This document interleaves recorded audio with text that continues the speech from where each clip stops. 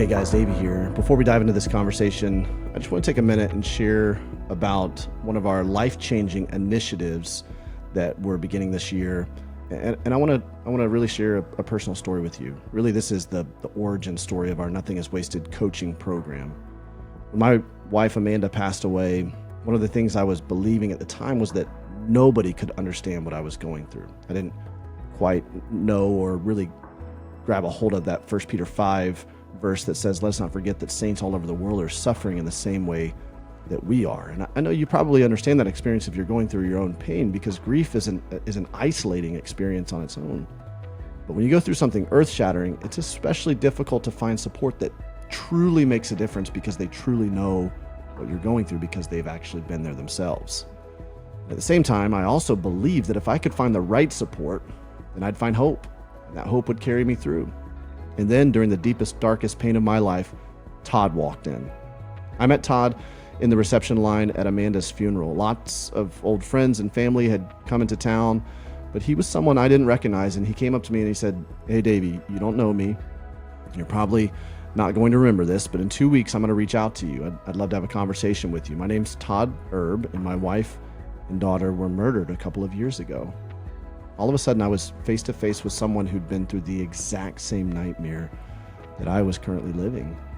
And 2 weeks later, true to his word, we were sitting across from each other at Starbucks. He said, "Davey, I know everything you're feeling and going through right now. And I know what you're going to go through, from the emotional side of things to the relational side to the legal side." And that conversation and that relationship that followed changed everything for me. Todd wasn't only someone who had a heart to help, but he had the lived experience. He had made it through the same wasteland that I was in, and he had come back for me. He wasn't only willing, but he was able to show me the way forward. When we started the Nothing is Wasted coaching program, Todd was my framework. I said, man, everybody needs a Todd Erb in their life. From the very beginning, he set the standard for what it meant to have a guide, someone who was further along the journey that could show me what to expect when I couldn't see it. It could show me where the thread of hope was hidden. Our Nothing is Wasted coaching program is designed to provide you with what Todd gave me, the proof that I was not alone. Help is available. Not just help, but real help is available, and that healing is possible. All of our coaches are biblically centered, spirit empowered, and trauma informed. And if you're ready to take the first step alongside someone who not only has been where you are, but has the roadmap forward, head over to nothingiswasted.com/coaching and schedule a call today. You can go ahead and purchase a package right there, whether it's pain to purpose coaching or trauma recovery coaching, which is new this year. Or if you're still undecided and can't figure out which one's right for you, schedule a coaching placement call. The links are available right here in the show notes. Again, nothingiswasted.com/coaching. Listen, I truly believe that the start of your healing journey may be one relationship away. And not just one relationship, but one right relationship, like a Todd Erb. We'd love nothing more than to make that connection for you. nothingiswasted.com/coaching. Well, hey, everybody. Welcome to the Nothing is Wasted podcast. I am your host today, Aubrey Sampson. And I feel like I say this every week. And then I actually feel like I say that I say it every week. But I mean it this week.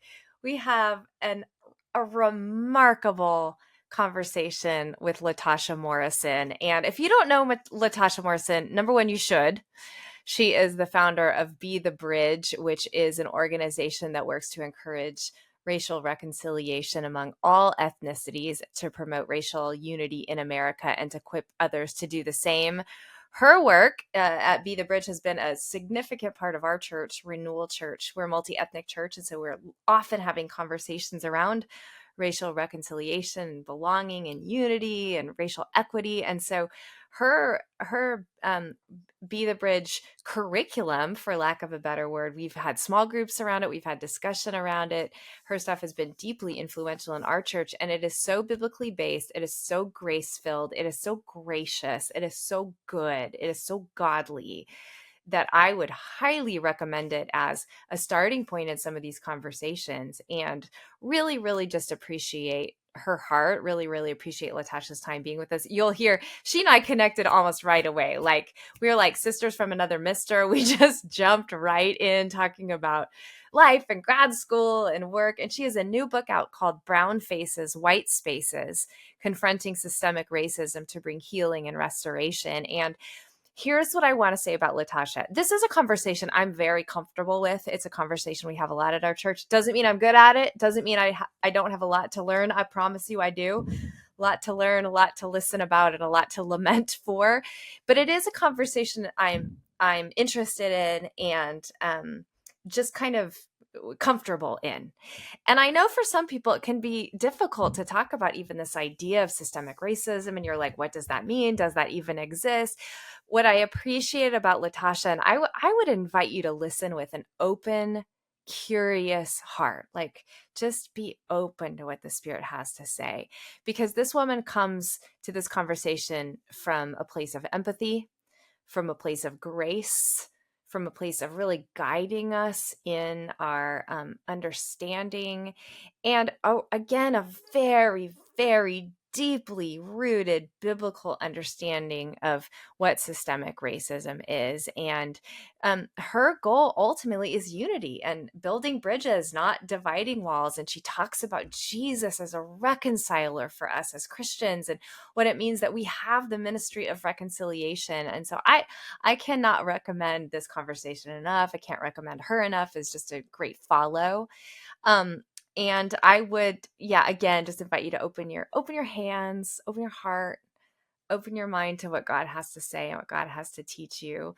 I think you are going to love and be so blessed by my conversation with Latasha Morrison. So let's go ahead and take a listen.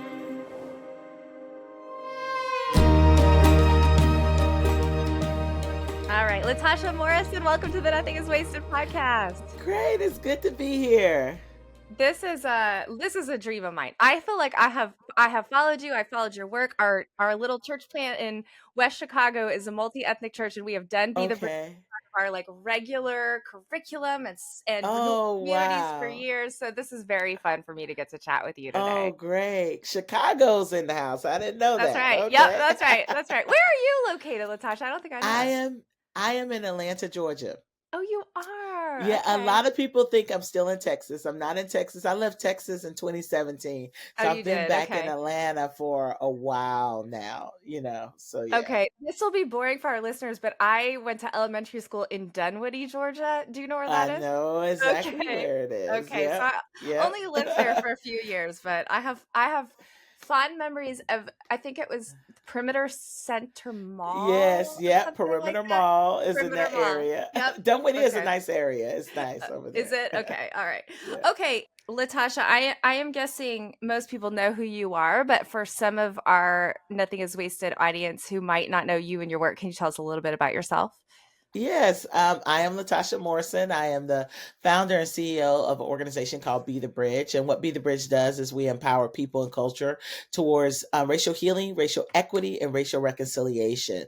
And so through that, we create resources to help people engage in the conversation on racial healing. And so we want that what you would call that first step pathway conversation. So we create tools around that. We also create tools for our BIPOC community because it's important for us to know and understand one another's stories so that we can do this work of racial healing together. We also have an online academy where you can take courses from Be the Bridge online. We're about equipping churches, organizations, and nonprofit organizations. So if people who want to do that work, if they want to live in a reconciled community, it begins with you. And so that's awesome. We do that. And we also have youth in college. And so we have materials for youth in college. We host discussion and desserts. And, with everything we have going on in our society now, that is a really important thing that we do as it relates to high school and college students, awesome. Especially on college campuses when people are coming from all kind of backgrounds. Yeah. And most people live in homogenous communities. So when they get to college, it's culture shock. Yeah. And so we help schools and organizations within schools navigate some of the complexities of that and sometimes the discomfort of that so they can create brave and courageous spaces for students, for all students on campus. And so it's awesome. That is what we do. And and I wrote a book called Be the Bridge back in It's an 2019. amazing book, Latasha. Yeah, to help people who wanted to do the work of reconciliation, and for people to really understand reconciliation, because we had really abused that word in a lot of ways. Mm, And so I mm. wanted people to have an understanding, and for that to be the cornerstone of our organization. And now I'm back again in 2024 with a new book called Brown Faces, White Spaces, which is about systemic racism, and it's confronting systemic racism to bring healing and restoration. And I always like to look at the gaps of where Yeah. people lack understanding, and I write according Mm. to those gaps. Ugh, good for you. I am so Yeah. excited about this book, by the way. Yeah, Congratulations. thank you so much. So excited about all you do. I do want to ask you a couple questions about Be the Bridge and then dive into the book specifically. Okay.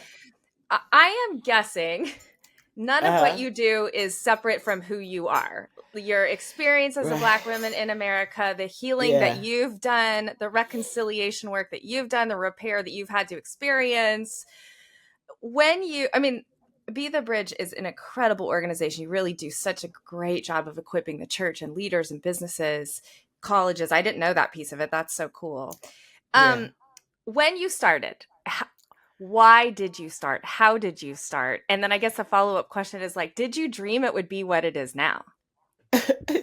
I mean, no, I had no idea of start. I first of all, I never wanted to run a nonprofit organization. I was going to be Are you I never serious? wanted to be in ministry. I was in corporate America for 10 years. I thought I was going to be in corporate Latasha, America. I didn't know I am that. not wired for corporate America. Like, but that's what I thought. And, Mm, but my experience in corporate America has helped me build and shape, Be the Bridge, so nothing is yeah, wasted. Nothing is yeah. wasted. And so, so the threads of who I am has always been there. This Be the Bridge has always been in me, from Mm, going back to, you can look back, way back, now that I know and understand the patterns.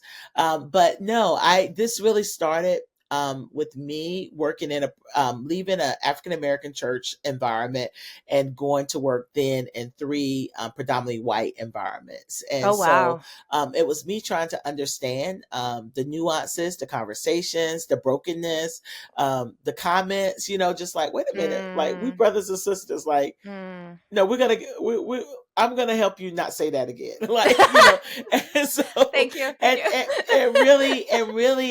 it really started out of that, really me trying to navigate the nuances of now being in this predominantly white space, and Mm, realizing that we have different lenses, we have different lived experiences, because it was a mm. little different for me, because I grew up more in a diverse environment, because I grew up in a military town. Oh, And wow. because I grew up in a military town, in my community, in my neighborhood, I was friends with Asian Americans. I was friends with white people. I was, Yeah. some of my really good friends. I remember Greg and Edwin Nazario, who were they were Puerto Rican, Wow. all Yeah. in my neighborhood. And so I had, each side of me, there was a white family, there was a black family, so it Yeah. was, and across the street there was an Asian family, that Mm-hmm. we grew up in a very diverse community. And so you think that the world is like that, and Yeah. everybody doesn't have that Wow. experience. I was very fortunate to have that experience. And although, my high school and middle school, it was predominantly white, but still we weren't anomalies. We weren't Yeah. anomalies in, in Yeah. in that environment. And so Mm. um going to going into the church space, when I became a Christian, is when my world got more segregated. And so when I Whoa. became a Christian in college, my world became more segregated. Mm. And I couldn't tell you one white person, really, unless they hung with African American people.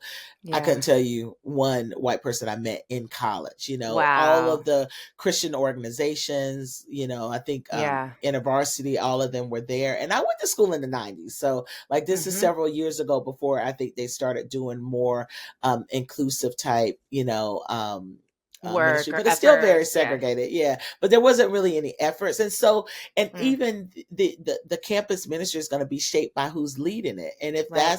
Right. if you have predominantly whoever leading it, that's who they're going to attract, and so, Mm-hmm. um, that was my experience. But we didn't know any difference. It was just kind of like, okay, the black people do their things and the Yeah. white people do their things. Yeah. But it's sad when it's the Christian organizations that are like Right. that. But Right. I didn't realize that then. Now going back, I wish I could have a do-over, to really do more at that time. But yeah, and then, moving to Austin, from Atlanta was a culture shock. I And so it bet. was really me. Be the Bridge was birthed out of me trying to make sense of the world that I'm living in. And I'm a talker, so I like to start with conversations. And I started having Mm, conversations with people around movies and different things because I would get invited to a lot of different things. yeah. People would include me in a lot. When you go to this movie or this concert, and I'm open because I have a diverse environment, community. Mm-hmm.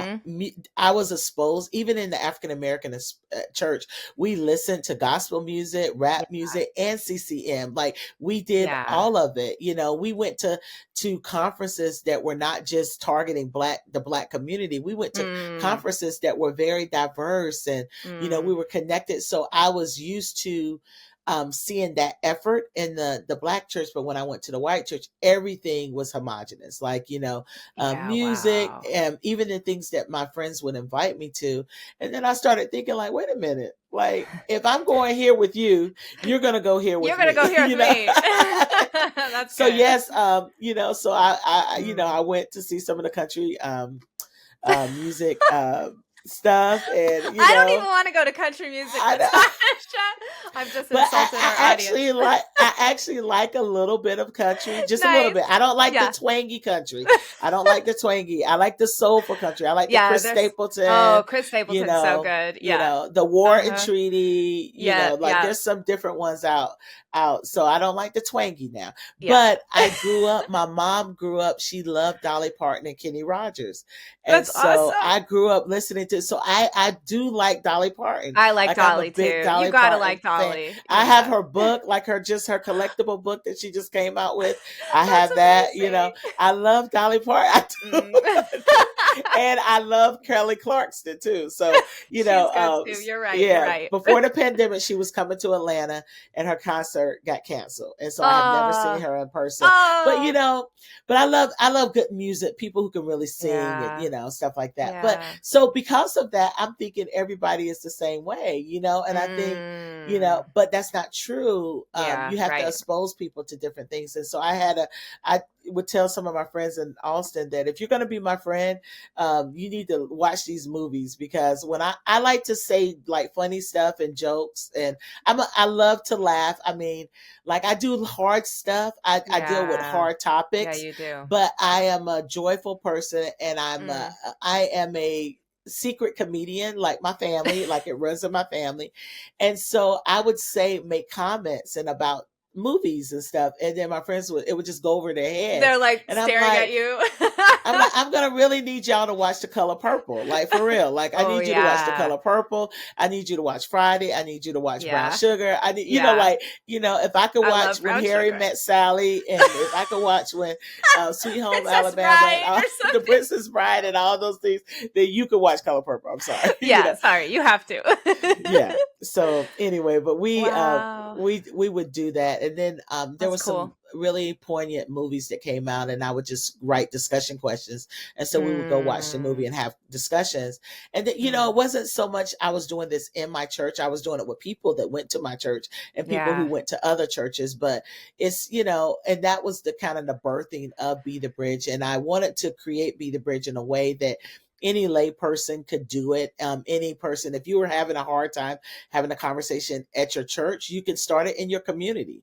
Yeah, I cool. have people that started it at their kids' school, or Mm, started with your neighbors. mhm. So we wanted it to make it user friendly in that way, where it wasn't so heady, but it Yeah. was like simplicity. with it, to a complex issue. This is Yeah. it's not a simple issue, Right. but the starting points we could create in a way that's very simple for people to start the journey of racial, Yeah. what I would like to say, reconciliation. Some people Mm. say racial righteousness, because this is about justice and Mm. righteousness. Oh, And we wow. should understand that, because that Yeah. is very biblical. Yep. Reconciliation is very biblical. Yeah, it God has is. given us the ministry of That's right. reconciliation. So we should That's right. carry the heart of redemption. We should carry Mm. the heart of compassion and Mm. empathy and Come on. restoration and Come repair. on. If Come on. anybody should know how to do the work of repair, It's we should. And Christians. yes, and we try to make it so complex because we Yeah, have we created an do. idol out of our politics and our partisanship. We have That's created right, an idol, and there Latasha. really needs to be some major repenting, because we Yes, have there let it does. rule our lives, and we have allowed it to change the way or interpret the way we see people Yeah, you're and right. God's creation and the You're Imago right. Dei. And it's sad, and it should grieve and break our hearts. Like, Come we on. shouldn't even have to, in a country where people were saying they were Christians that founded this country, we Yeah. shouldn't even be having to have this conversation at this point. Yep. We Yep. shouldn't really You're. have to have this conversation. If Yep. if God is supreme, Mm-hmm. and the ruler Mm-hmm. over all, Mm-hmm. then we shouldn't even be having this conversation about the brokenness, sin of racism. Oh. So Oh, shame on us, Latasha. Yep. but we're here. Yep. That's We're right. here, That's and right. God has called me into this space, Mm. to speak truth and Mm. grace into this space, and that's what I'm going to do. And I Good for didn't you. choose it. I always say I didn't Yeah. choose this work. It chose me, because who chooses Mm. this? Like, really? Like, Yeah, like honestly. let me just die every day on the hardest topic Exactly. in America. Come Exactly. on. Come I on. mean, Mm. there are people before me, and even when I was doing this work, my grandmother, she died in 2016, right at the beginning when I was doing this. And she Wow. was like, why do you want to do that? Like, like, That's too my hard. grandma, Run away, my girl. granny was like, why? She Don't was go like, there. my granny was Wow. like, because she was like, people died doing this, because everybody Yeah. she knew that was doing this work, Died. she seen them martyred, she seen them die, Killed. Yeah. and yeah, Mm.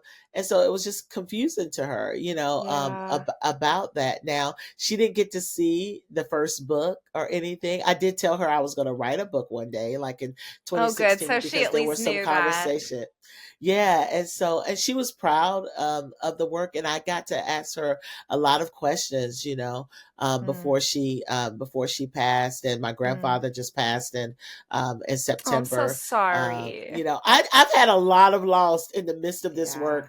I wrote about my I bet dad you in the have. first book, and he's not here for the second book. My Oh, father passed during Latasha. COVID. Yep, he passed I in didn't know during that. I'm COVID. so sorry. Yeah, yeah. And so, I Mm. mean, I didn't like, because I wrote about him in the first book, I had no Yeah. idea. Like, I received so many letters, like Mm. a Wow. basket of letters, like Come on. cards and notes, and thousands of emails from people all across the country, all across the world, when my father passed. And Because they felt connected to your dad through Be the yes, Bridge. and I didn't understand. I Oh, was like, what? I know, like, I couldn't. Latasha. It took a minute for it to dawn on me why, and then I was like, because I wrote about him. And so Oh. people felt he was at my book tours, Mm. and he went, Mm. a lot of us, we took a Be the Bridge group to Rwanda, Africa. That was my Oh, first time, cool. my Wow. dad's first time going to Africa. He went with Oh, us. wow. My dad was in good shape. I mean, he Mm. walked 5 to 6 miles every day,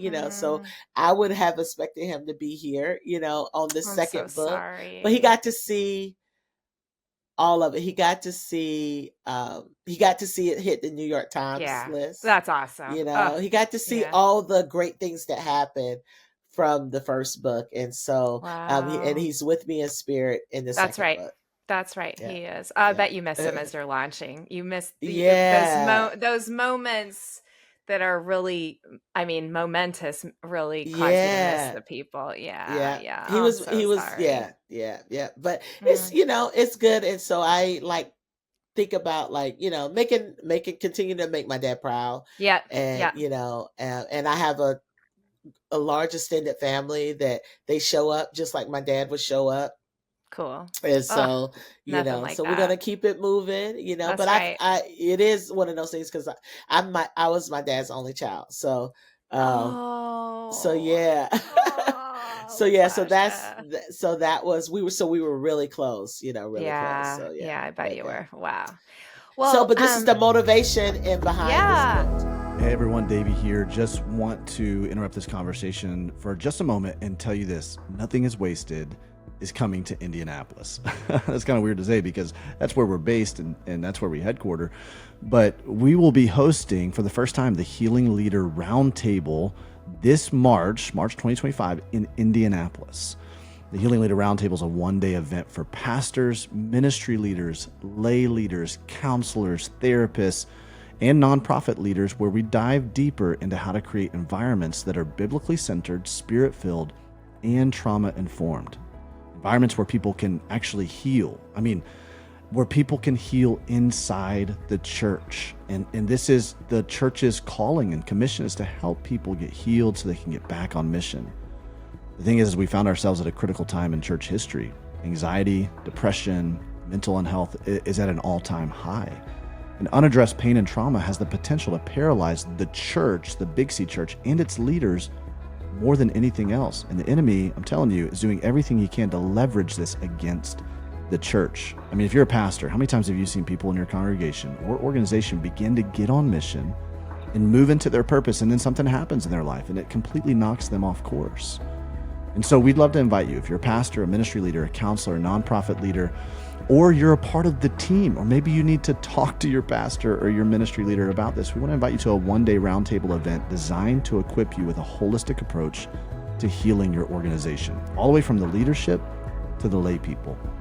And if you've ever felt overwhelmed by the pressing needs in your congregation or your organization, the people that you serve, or you felt an emotional toll that it takes on you personally, we'd love to have you join us for this special event. You can find out more information and register for the event at nothingiswasted.com/roundtable. There is an early bird rate going on until the middle of February. So you want to make sure you jump on this quick. nothingiswasted.com/roundtable. If you're not a ministry leader, we'd love your help in getting information about this event to your pastor, to your church leadership. Spread the word that Nothing is Wasted Ministries is bringing the Healing Leader Roundtable to Indianapolis. I know we've got so many of you guys who are listening to the podcast who are Indianapolis folks, and your pastor, your ministry leader needs to be at this event. So talk to them about that. Send them an email, nothingiswasted.com/roundtable, and let them know that they can get more information about that there. And don't delay, because this is a one-day event, and often these reach capacity. And so we want to make sure that you and or your leadership are there. nothingiswasted.com/roundtable for the Healing Leader Roundtable, taking place in Indianapolis, March 2025. Yeah, so let's talk about the new book, Brown Faces, White Spaces, Confronting Systemic Racism to Bring Healing and Restoration. I am so excited about this book. Talk to us about how is this different than your first book, Be the Bridge, and kind of what's the focus of this one in particular? Yeah, I recommend people to read number one and then read number two, because they build on each other. Mm-hmm. This is really talking about systems, and I only look at 9 systems, because there's a lot of when you start talking about systemic racism, there's a lot of systems our country is made up of. I Yeah. focus on some, I felt like the top 9 that I knew people where it impacted. And so really some of the motivation was, especially since 2020, there's a denial of systemic racism. There's a So I denial of our actually, history. there is a denial of it, especially from Christians. It's like a weird, It's crazy. it's Crazy. It's like a veil goes up and you even say the word systemic and people lose their minds. And because they've created a idol out of okay. politics and partisanship. Okay. And so you step on people's idols and they just, okay. Exactly. And I mean, because how in a country like ours, where we have different denominations because we could not worship with white people, how are you going to deny systemic racism? Yeah. How are you going to say that everything is based off of, individual off of merit? Like it's really, you have fell and bumped your head, really. And like people like that, To be honest, like, because this book is not about convincing people of it, Yeah. because I don't have time to do that. Mm-mm. If you don't believe it's a systemic racism, then you stay over there in that corner. Yeah. And Yeah. I can't worry about that, because that is exhausting, and something is Good for really, you. you have a blind spot, and Yes. that means your heart needs to be transformed, and the only That's right. person that can do that is God. And That's I'm right. not That's God. right. And so Yeah. I have to leave people like that alone. So don't come in my DMs Yeah. or in my thing arguing with me. I'm gonna leave you Yeah. right there by yourself, Yeah. because it Good for makes no you. sense, because my father was born into a world. I'm only one generation removed. My father Mm. was born into a world that he could not go to the school of his choice because of the color of his skin. I mean, My come on. grandfather served in the military, that when he got off from serving in the Korean War, they said Negroes this way and white people this way. You know, my grandmother Yeah. lived in a country that told her that she couldn't vote until she was in her 30s. Mm. So miss me with that. You know, this is Yeah. my lived Right. experience. This is Yeah. my family's lived this, and I'm passionate about it because Good it's for you. crazy. We It have is, Ruby Latasha. It's Bridges that is crazy. I still don't understand. alive I always feel and like if you're not breathing impacted by with it, us, that's who is only probably why you 68 think years it's old, not who is real. younger But than my it is a blind parents. spot. You are exactly right. And we banning her books. Come on now. I Like, mean, it's just, it makes no sense. And so yeah. I look at the healthcare system. You know, Okay.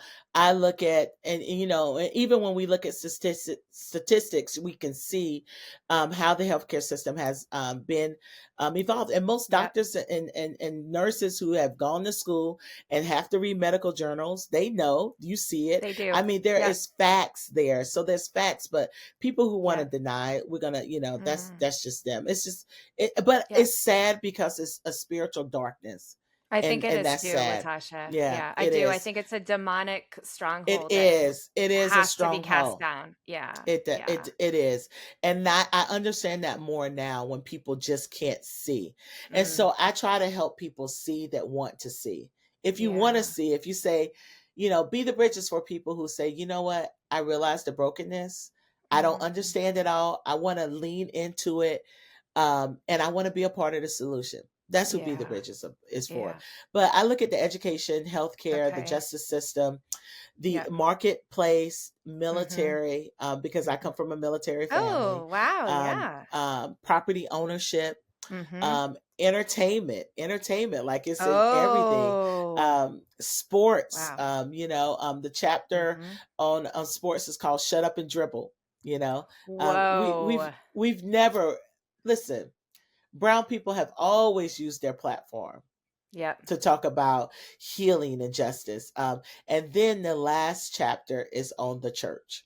And Mm. so the church was not separate from this. It wasn't that the church was standing over to the sides and saying, don't do this. Everyone is created in the image of God. We We are all were. God's children. I wish they were, but I we did weren't. too, We were Latasha. not Yeah. living out the words of Yeah. Jesus. We were complicit. We also created it. We were part of the issues. I mean, really, I mean, even if we look back to 2020, the whole surge when the world was like waking up, it Mm. was the Yep. church, it was people in the church that were leading the charge of CRT, Yep. knowing that Yep. they didn't even know what it was, Yep. knowing that it was something that's taught in law school to help people understand systemic racism, to make sense of it. um, and it was not a faith-based theory, you know, Right. and Right. they had to Right. come up with it because the church was Silent silent. So or oppressive. Yeah. Yeah. exactly, and so you know, so and it really, I mean, it snuffed the work out of what was happening. But you know, Yeah. that was an opportunity. 2020 was an opportunity that Mm. God was giving us. It was a Mm. time of reckoning. Yeah, And it you saw was. that it was not just a movement happening here. It was global. And people Mm. became fearful because a lot of when you start talking about the systems of racism, Yeah. you know, it's not built on hate, it's built on indifference, you Mm. know, and Wow. indifference fuels hate. Mm. And so that's those are the things, and so I Mm. talk about this, but you know, and how I wrote the first one, I'm going to tell personal stories, I'm going to tell stories of other brown people. I can't tell my experience as an African American woman. That is my experience. That is my story. I can't speak Yeah. outside of that. Yeah. And so I talk about that in the beginning, but there are stories that I wanted to be inclusive with this book in the best way I could. And so I tell some stories of, some of our Native and Indigenous brothers and sisters, Oh, that's and great. some of our Asian brothers and sisters, and That's great. the Latin community. So I do that in here, and then of course it's going to be fueled with scripture, Yeah. because that's the holding power. That's right. The abutment of the bridge. That's what holds That's the right. bridge together. It's the message of Jesus. And so Come on. I like to do that. And then this book is about, is kind of divided in their dedication, preparation, and liberation in these systems. And when I'm talking about liberation, it's a reclaiming of the word. First of all, we have liberty and justice for all. So we should understand what liberty means. But when we see through the lens of just political, we have allowed that word to take on new meaning. But in that word is about Exodus. This is about from Genesis to Revelation, God's liberation of his people. And so that liberation of his people means liberation of systems also. Wow. And so that's what this book is about. And I tell some great stories to help give people hope in this, because and this work, it is so big. It's much bigger than who we are. Yeah. It can cause despair. It can cause you to become hopeless. I know a lot of brown people right now in this work that have given up after 2020, and they were like, if people still don't see, I will self-segregate. I can't do this see anymore. that. It's too hard. Yeah. All of my friends who started, and I tell the story in 20, I think it was 2015. Majority of my friends, they were a lot of us had left a predominantly African American church, and most of us were in either multi-ethnic churches, predominantly white churches. I think maybe only one of us was in a predominantly African American church still. Yeah. And at that time, we were all in these different churches, and I don't, it was just kind of looking for something different. We have been wounded in the church before.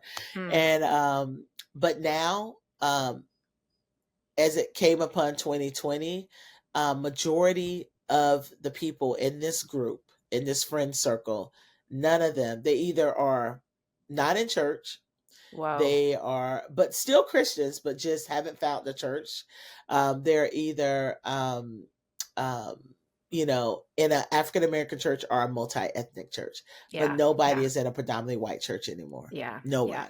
And because of just everything that has happened. And I think what's going to take place now in order to deal with some of the segregation in Christian spaces is going to be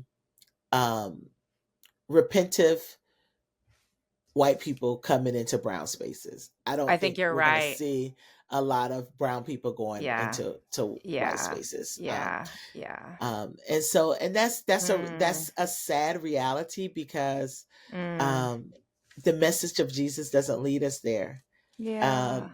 Acts doesn't form the church in that way. You're right. You're right. Talk to us more about that, Latasha. I mean, in the beginning, you think about when Acts starts out, we see just the beginning of Pentecost and all the people in different languages that were there, all the different, what you would call nations and tribes that were represented in there. Yeah. And then you see the dealing of Peter, Peter, and his having to deal with, hey, this message is going to be taken to the Gentiles, the uttermost parts. And so his prejudices, and the way, that this message is not just for the Jew, but Yep. also for the Gentile. Yep. I So love Peter that having moment with to Peter deal and with that. Cornelius. Yes.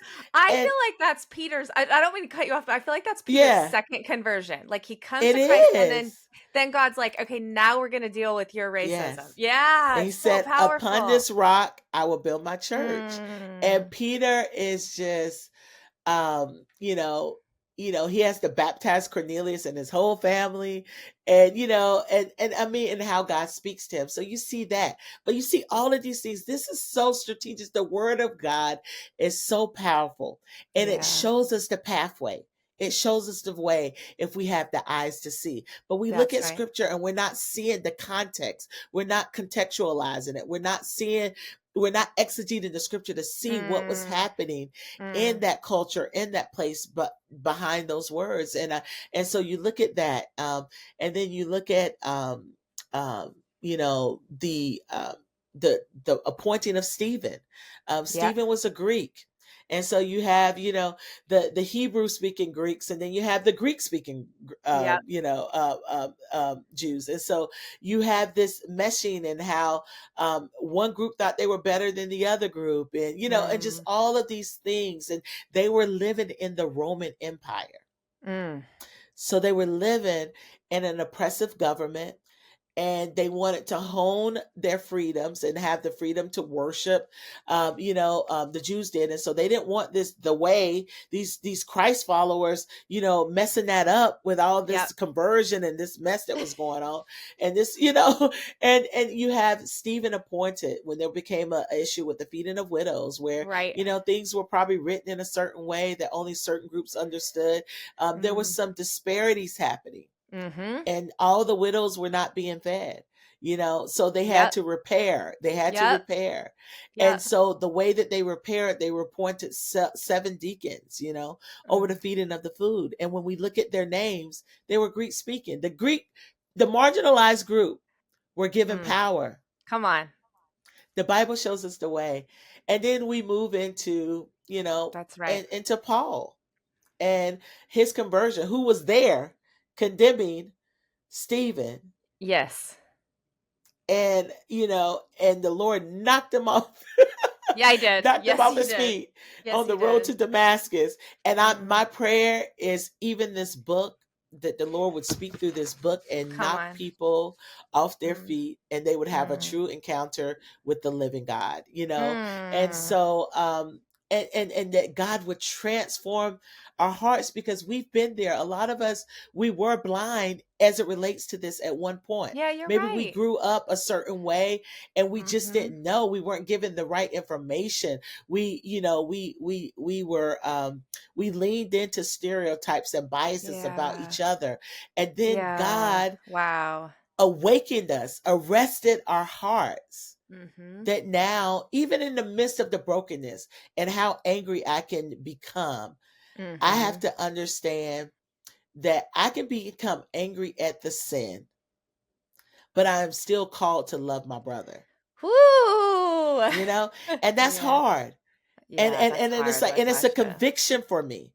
And that's what Mm. we're praying, like, it's the conviction that moves the needle in this work. And I see that in Mm. 2020, a lot of it was performative, Yeah. but now it's about conviction. And so may Mm. God convict, and may his words, as you read this book, and as you read the Bible, that transformation would happen, that we will begin to see the big story, the God's Let's big go. story, and his Yeah. plan of reconciling people to each other, so that they can also be reconciled to God. And so Come that is on. why Jesus gave his life, so we can be reconciled to God, and in Mm. turn be reconciled to one another. And so Amen. my prayer is that people would remember that, and that the words would grip, and that we wouldn't fall for the okie dokie, like, because we Yeah. don't because we don't believe in something, like, to say something doesn't exist. And I basically give a very detailed uh, explanation of how systemic racism works in these various systems. Hey, friend, hope you're enjoying the podcast and these incredible stories of people who are walking through difficult challenges and traumas and finding hope on the other side of them. As many of our guests have shared, healing is a journey, and I want to take a moment to let you know about an incredible tool we offer here at Nothing is Wasted Ministries to help you on your healing journey. Our Pain to Purpose course is truly the heart of what we do. It's a practical, life-changing, proven path to help you move from whatever trauma, tragedy, or trial you have faced in your life into a life of healing and purpose. But I don't want you to just take my word for it. Listen to what Michelle, a Pain to Purpose participant, shared about her experience with the course. I lost my daughter in November of 2018. She was married, had 2 young children, and it was just a terrible accident. I was definitely struggling with all the whys. The most beneficial part I found was the whole course, but that I needed to lean into my pain. I needed to process my pain, acknowledge it, because you had to feel it to go to process and come out on the other side. If you're ready to lean into your pain and come out on the other side like Michelle, I want to invite you to sign up now for the Pain to Purpose course by going to course.nothingiswasted.com. Again, that's course.nothingiswasted.com, or if you're watching on YouTube, click the link right below. There you'll get access to all the course videos and everything you need to start moving from pain to purpose. Listen, pain it's inevitable, but you don't have to walk through it without the tools that can bring deeper healing. Let us guide you through whatever you're facing currently. Go to course.nothingiswasted.com. You know. Can you actually? I don't want you to give away the goods. We will put the book in the show notes. We want people to get the book. Again, it's called Brown Faces, White Spaces: Confronting Systemic Racism to Bring Healing and Restoration. But can you give us a little preview of even just how you define systemic racism? Because I bet there are people who are listening going, okay, I understand systems. She named systems. I understand racism. Yeah. How do they fit together? Yeah. So when we talk about something that's systemic, it means like racism is about systems. So isms mean systems. Yeah, so when we say systemic, that means, all of, we are a country that's made up of systems. So when something is systemic, it's baked into the system. So that system was created to marginalize, and so I go back to education. And I start with education because in our country, at one point, it was against the law. You could die if you were African American and you learned to read. So we were the only group that was denied an education. Wow. Okay. It was illegal to learn to read. Okay. And even in the indigenous community, they were sent to boarding schools because they spoke a different language. So it was different. We were stripped of our culture and language. But the indigenous, they were here before anyone. And so in order to strip them, they took their children from them and sent them to boarding schools, and they were not permitted to speak their language. And they were taught,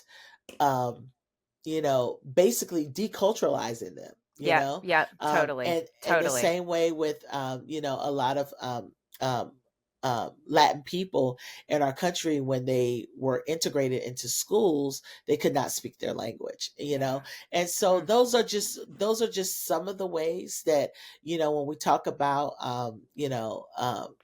systemic racism and how it uplifts one group and it marginalized another group.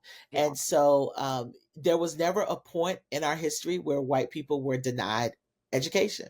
Never. There was never a point in our history where white people were denied healthcare. Never. The justice system was designed to lift white people up and to marginalize everyone else. And this is not to make you feel shame about it. It's just it's really to make us lament.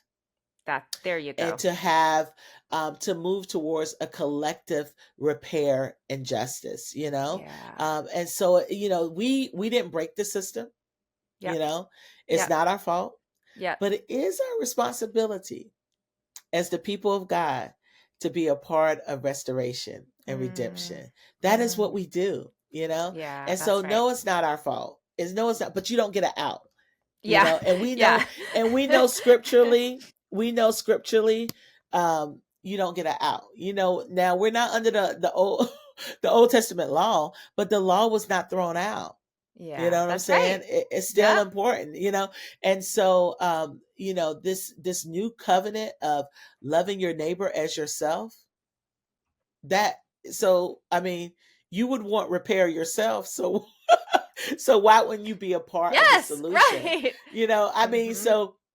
so when we think Mm. about, I mean, how does the Beatitudes instruct us? When we Mm. look at historically, genealogies that were named because they matter. So even though you're not responsible, um, we do have a collective responsibility. So it's not just for Yeah. all white Yeah. people, it's Yeah. not just for Black people, it's for all of us collectively as the body of Christ, Mm. to be a part of the solutions. And scripture tells us if one part of the body suffers, we all the parts suffer with it. Yeah, If that's one right. part of the body rejoice, you know, all the Yeah. parts rejoice with it. We are one Mm. body made up of different parts. This Mm. is a part of that, Yeah. and so for me, it's not, repairing.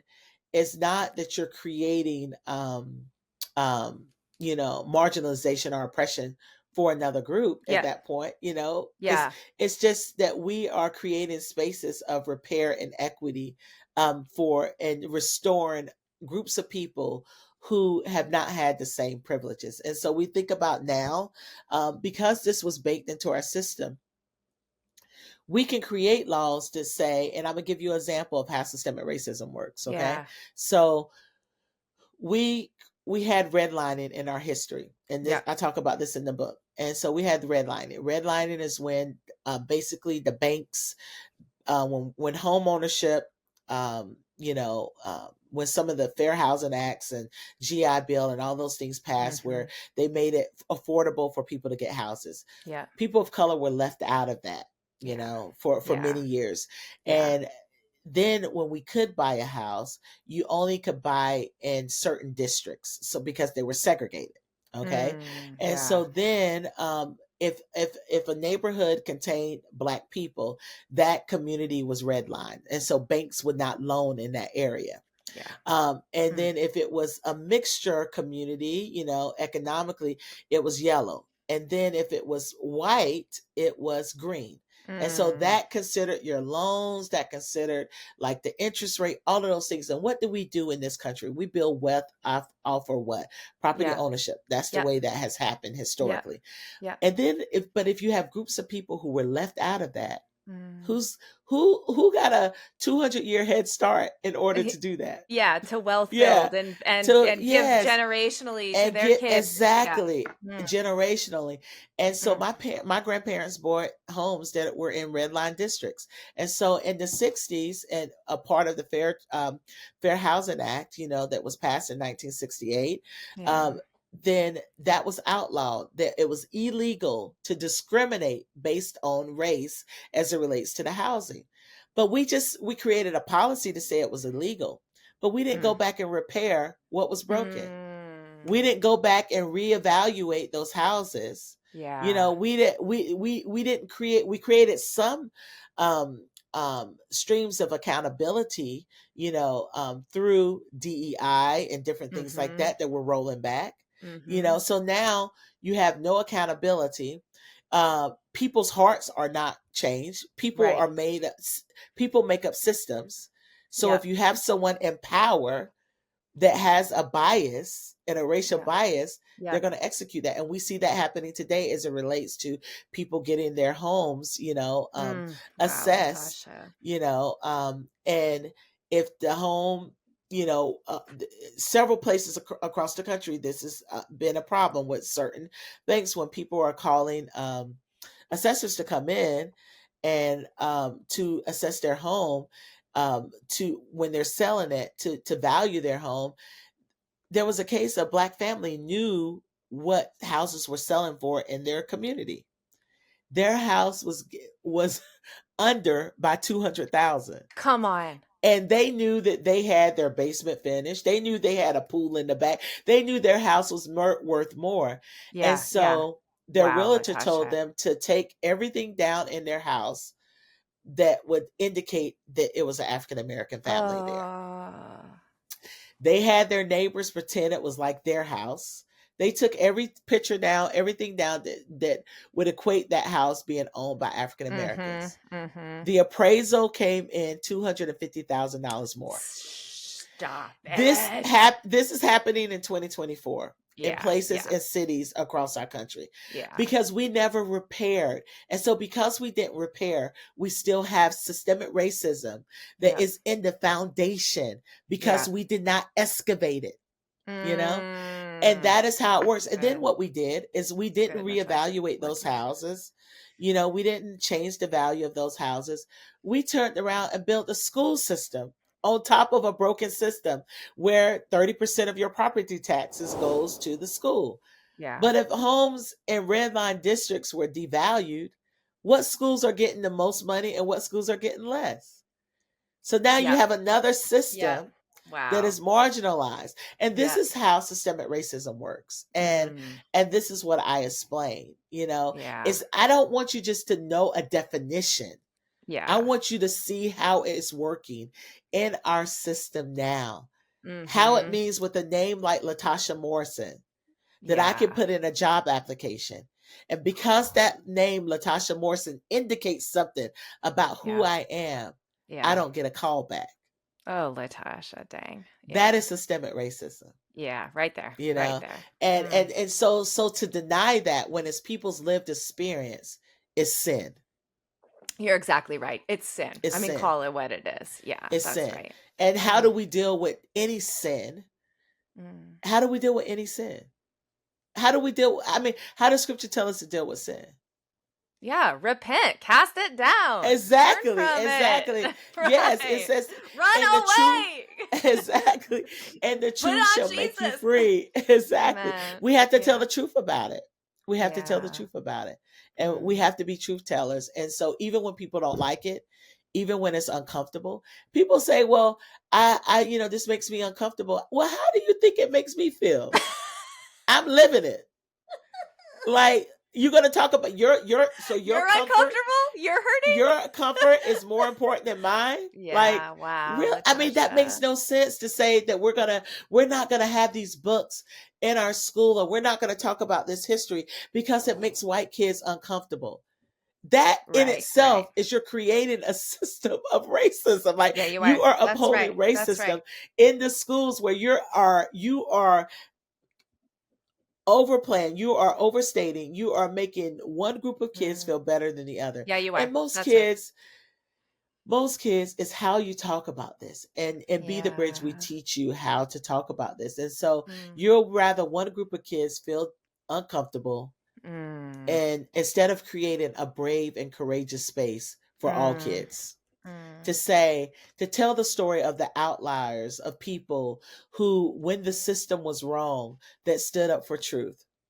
There's a lot of stories of white people, of Asian people, of Black people who stood up for truth, you know? Yeah, that's in the midst of sin, you know? Yeah, and so why not tell those stories and giving kids an opportunity? Kids love, learning about history. They have to understand this is history, but it doesn't have to be a repeated history. Yeah. We can choose to be different. God made you white. Well, first of all, God didn't make anybody white, and God didn't make anyone Black.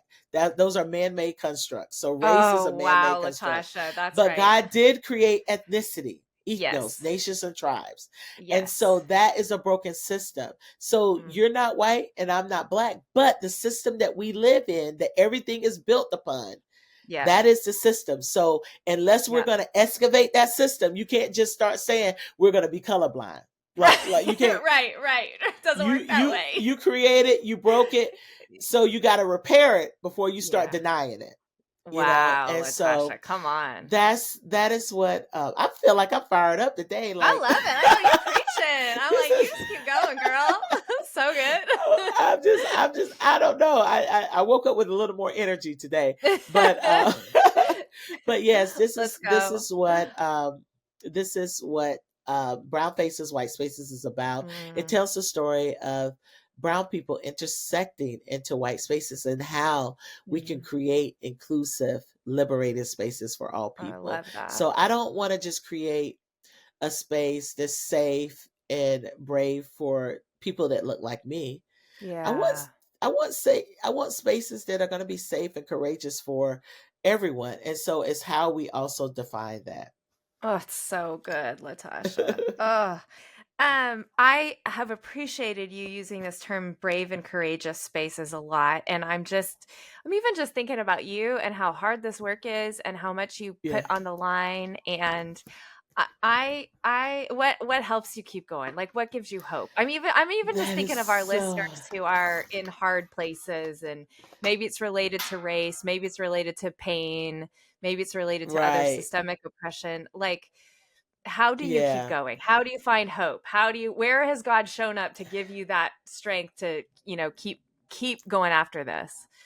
Yes, I think really my hope, I had to learn to not put my hope in people, and that has been the Mm, key thing, is not putting my hope into people, and putting my hope in God, because people are going to disappoint you, you know. yeah. But the thing that's giving me hope is this next generation, as we have started our our college and youth, seeing how kids see things differently, and just the things that we tolerate and we try to Yep. make complex.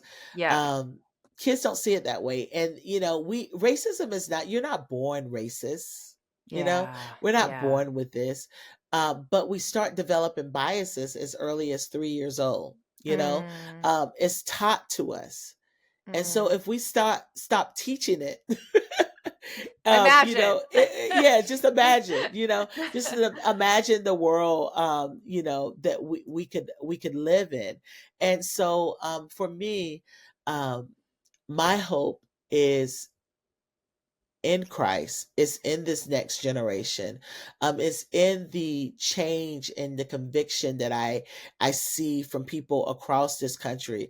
When I started this, I never would have thought it would have impacted so many different churches and communities as Be the Bridge has. But Yeah. even far beyond that, that this work would be used in New Zealand and in Germany and in It's Italy. awesome. Like, because when we look at the system of white supremacy, that is global, so Yeah. it's just not here. And so to see people, indigenous people in New Zealand using the pathway and the structure of what we've created, and Be the Bridge, to have their own conversation based off of their own country's It's history. amazing. It's a Wow. beautiful thing.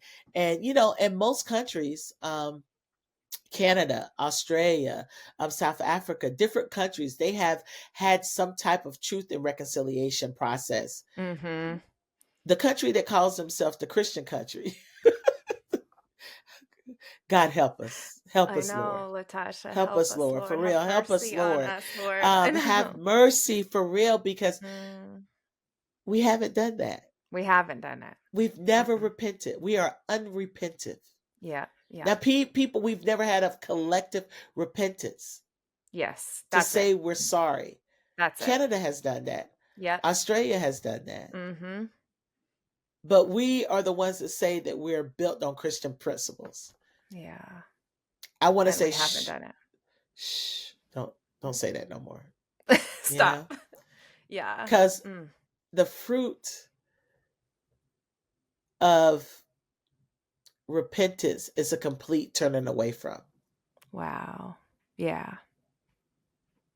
And we haven't done it. We haven't Yeah. done it. Yeah. Yeah. And so my hope is Mm. also in that we're creating bridges and pathway. I am here because someone built the bridge for me. Come We are on. not where we used to be. God knows we're Yeah. not where we used to be, or we wouldn't even be having this conversation. That's so true, Latasha. Wow. But we're not where we could be. Mm-hmm. We could be That's so right. much further, Yeah. and we want to create a world where reconciliation is about creating space where everyone flourishes, Mm. you know, So good. Yeah. where we are reconciled to one another. Mm. Justice is about making things right, Yeah. making things right for everyone, Yeah. not just for some. Mm. And so that is the work we should be about. And so I'm creating that bridge. I may never see it with my eyes, but it doesn't mean that I don't give it everything I have while I have breath in my body and Come on. while I am here on this earth, to create a better pathway for those that are coming beside us and those that are coming behind us. Let's go. And that's why my grandmother did it. I asked her why she marched for voting rights in North Carolina, and she said, I did it so that you wouldn't have to.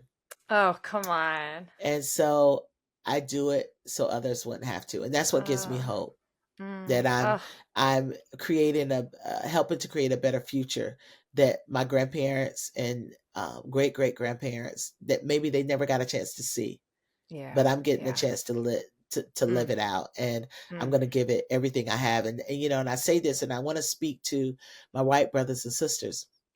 Maybe some of your ancestors, first of all, you may not even know, but maybe some of your ancestors made some bad decisions. Yeah. But this is a way to redeem. Think about in the Old Testament, where there were kings that didn't, do right by God. Right. But then there were some that did. And then you'll have some that didn't. So be the Josiah for your family lineage. Like, redeem it, restore it. Good. Don't just feel bad. And I have several people who have done that. There are people in Be the Bridge that tell me their stories, like where they've traced their ancestry. One community member found out that her grandparents were a part of a lynching. Her great grandparents were part of a lynching that in Texas. And you know what she did in 2020? She held a memorial for those people that were lynched. Oh, come on. She stood by herself with her husband because the rest of her family didn't want to have anything to do with it. Whew. She was able to track down, through Ancestry DNA, track down members of that particular family. She partnered with 2 churches in that community to help bring 15 people back. And they gave those people that were lynched, those soldiers who were lynched after the Second World War, actually it was the First World War, that she gave them a proper burial. Whoa. Oh, that I can't even hear that story without crying. And that's Latasha. just, wow. And this is a white woman that did this. Yeah. And we have story upon story and Be the Bridge of people who have made amends. It wasn't their fault they didn't break it. Yeah. But they said, not on my watch. That's right. That this is going to be a turning point of repentance right here. I can't help what my great grandfather did, but I can control what I do. That's what it's about. And think about the story that her kids are going to be able to tell. Seriously, it's so beautiful. Generations from now. Come on. One of my coworkers found some paperwork from her ancestors. She went to move her mom, and because her mom was sick, and she found all these old papers, and she found out that her one of her distant relatives was an abolitionist. No way. They were abolitionists, and there was accounts where I think someone passed because they were ran off the road in the horse and buggy. And she was telling me this story of all this paper, and she was like, oh my God, like, my ancestors, it's in my DNA, it's in my were family. standing for truth. They were standing for truth. And being, someone in my family was murdered because they were standing up for others. She said, what more should I be doing? And so, but to find that she didn't know that history was in our family, because in the system of racism, in the system of white supremacy, we all lose. Yeah. No one is the victor. That's right. That sin is a loss for everyone. That's not right. just for people that were oppressed, but also the oppressor.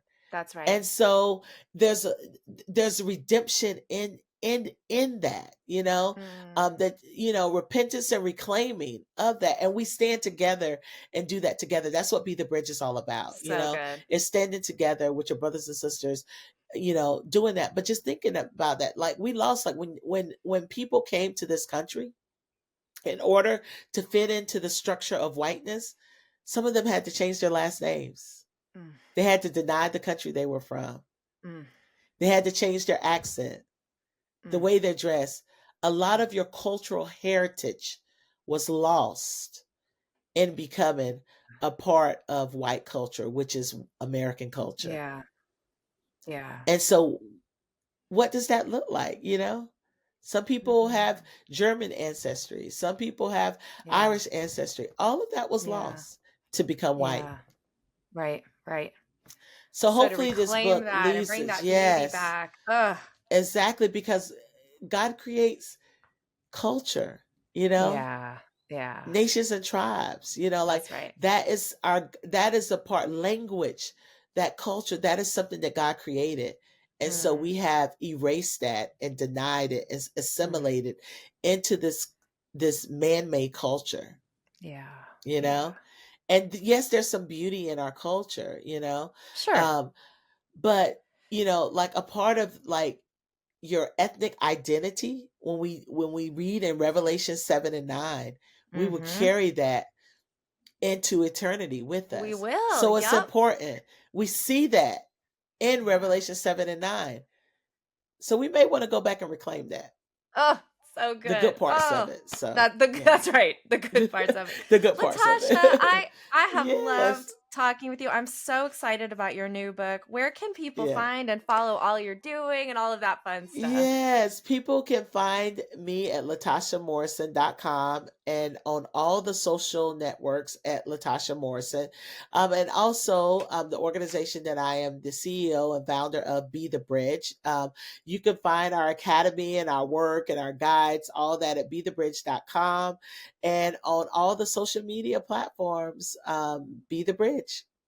Oh, thank you, my friend, for all that you do. I am just praying blessing and favor over this new book and over your ongoing ministry and your work. Really, really appreciate you. Well, thank you for having me. Well, hey, thanks so much for joining us for today's episode of the Nothing is Wasted podcast. We hope you enjoyed it and found it as encouraging and insightful as we did. Be sure to subscribe to the podcast on Apple Podcasts or Spotify or whatever it is you like to listen. We would love for you to rate and review as well. Your feedback actually helps us connect with listeners who need hope and healing, listeners just like you. And so we'd love to invite you to do that. You can also subscribe to our YouTube channel. You can follow the show notes for that, or you can just go on the YouTube app and search for us. We also love connecting with you on social media. We love engaging with you there and hearing your stories of how God is using these stories to encourage you. So you can follow the ministry at Nothing is Wasted Ministries. You can follow me at ObSamp, and you can follow Davey at Davey Blackburn. Send us messages. We want to hear from you. And look, if you want to hear more about what we have here, the incredible resources that we have available to you at Nothing is Wasted to help you navigate whatever valley you're walking through, we want to invite you to visit our website, nothingiswasted.com. And if you're ready to start in your journey towards healing, go to nothingiswasted.com/start here for your next step. As always, we want to thank Sleeping at Last for providing all of the music on the podcast. We want to thank you, our Nothing is Wasted community. We want to thank our incredible guests. And remember, no matter what challenges you are walking through, nothing is wasted. Hey, thanks again for being here. We want to invite you to join us next time for an incredible conversation here on the Nothing is Wasted podcast. But before you go, check out a short clip from our next episode. Thanks for joining us, friends. Especially if our kids are dealing with deep mental health issues, you are in it for the long haul. So you need to settle that up real quick and know you don't have to fix a problem that's going to take 6 months to fix in a day. You just need to show up for your kid today. How can I show up today for you? That's it. You only have to deal with today. God, he's in tomorrow. God is sitting in tomorrow already. So he's got it. You need to deal with today with what's in front of you, and you do the next best thing. And then wherever you can find and look for the smallest of wins, This has helped me out so much, because it can seem like sometimes our kids are in this hole and getting them out is just, it feels insurmountable. Yeah. But I'm walking with you and now I see the smallest thing. And then we name that for them so that they can see the ways that things are getting better.